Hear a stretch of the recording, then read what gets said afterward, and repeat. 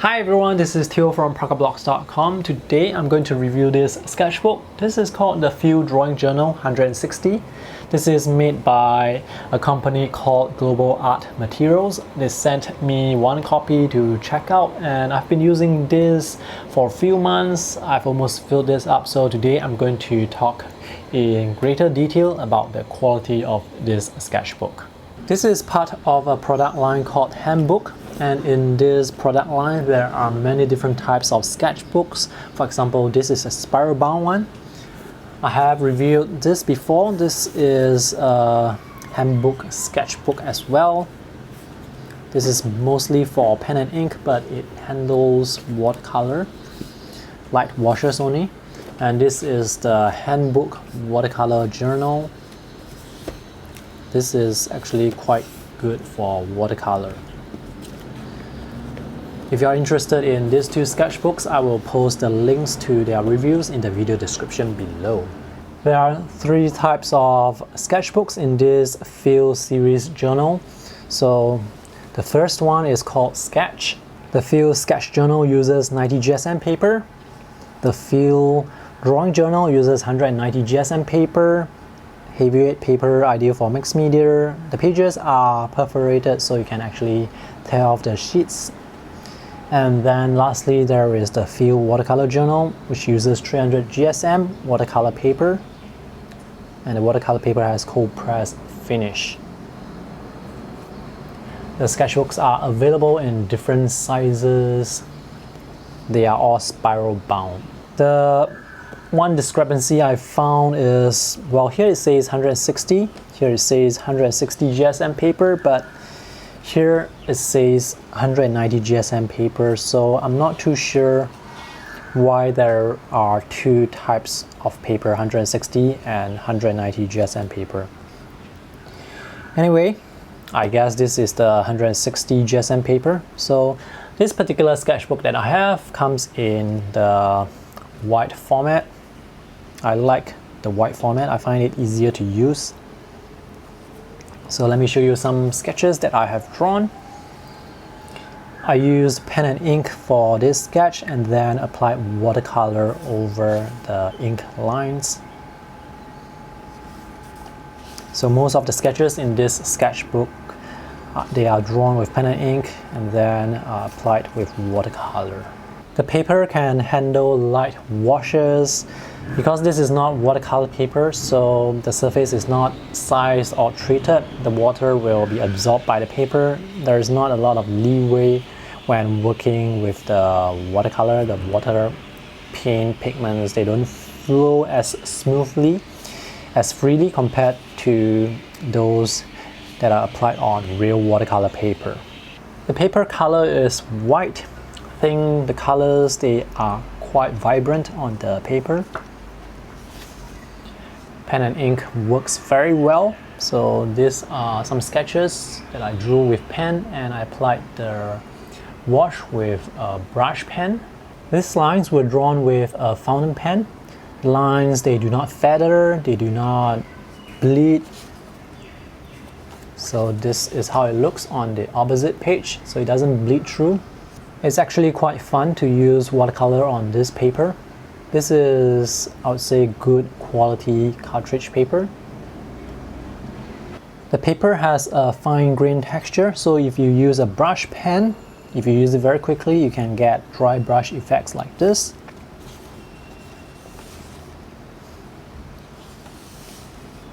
These sketches were drawn with the Pilot desk pen.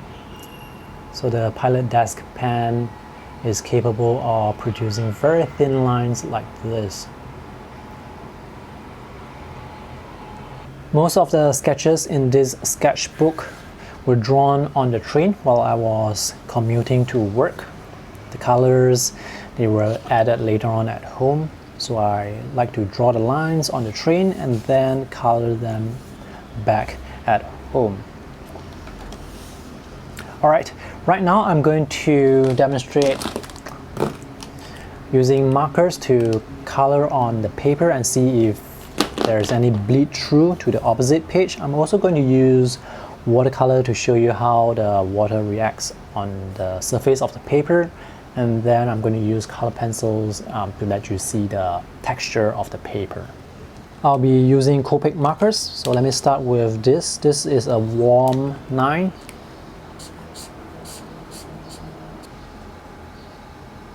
I just want to color this very quickly to get the energy of the strokes. Now let me color this a bit slower. I want to see if the marker, if it's going to bleed through to the opposite page.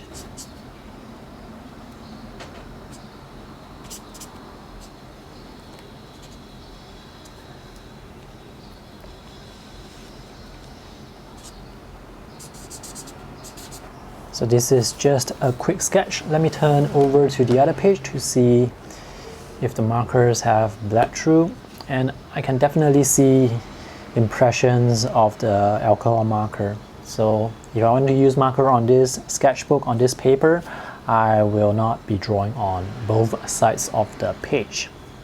And now let's try color pencils.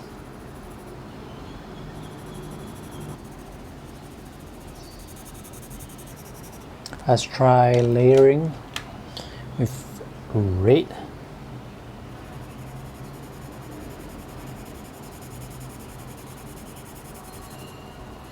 And for this guy, let's try blue and green.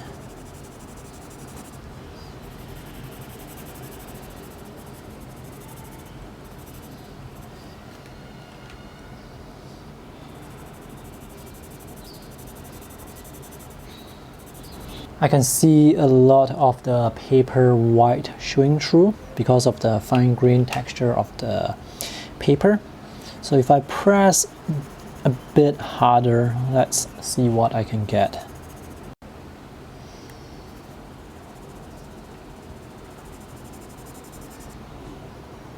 I do need to press quite hard in order to fill up all the white area, but this is how it looks like. So this is how color pencils look like on this paper. Graphite pencils are going to work well on this paper too. And now let's test watercolor on this paper.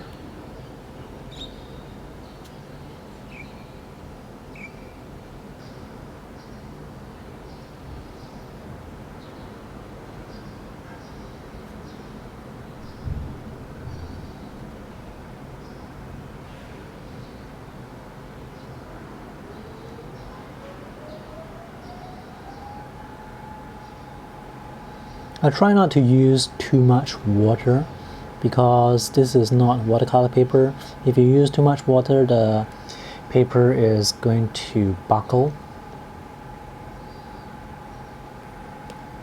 So the paper, the 160 GSM paper, can handle watercolor washes like this very well. And now let's add some strong, vibrant colors.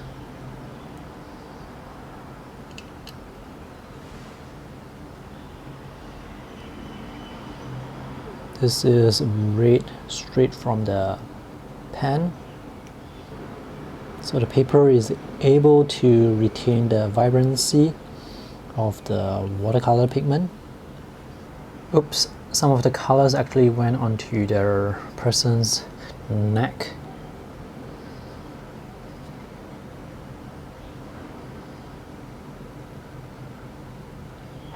I think I may have used too much water.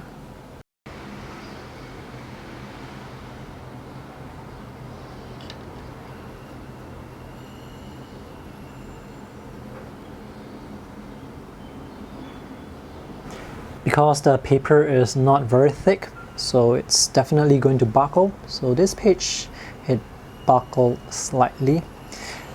But when it's dry, when you put some weight on the paper, it's going to flatten out, so that's really not a big issue.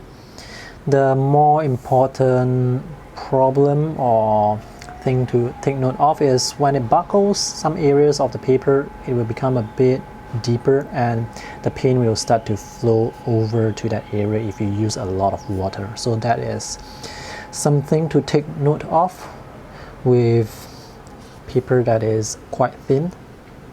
Overall, I think this is a pretty decent sketchbook. So remember, there are 3 types of paper. If you use a lot of pencils, then it would be more suitable to get the 90 GSM paper. If you do mixed media with light watercolor washes, then the 160 to 190 GSM paper is more suitable. If you do a lot of watercolor work with a lot of layering, glazing, maybe even lifting, then you should definitely check out the 300 GSM watercolor paper sketchbook.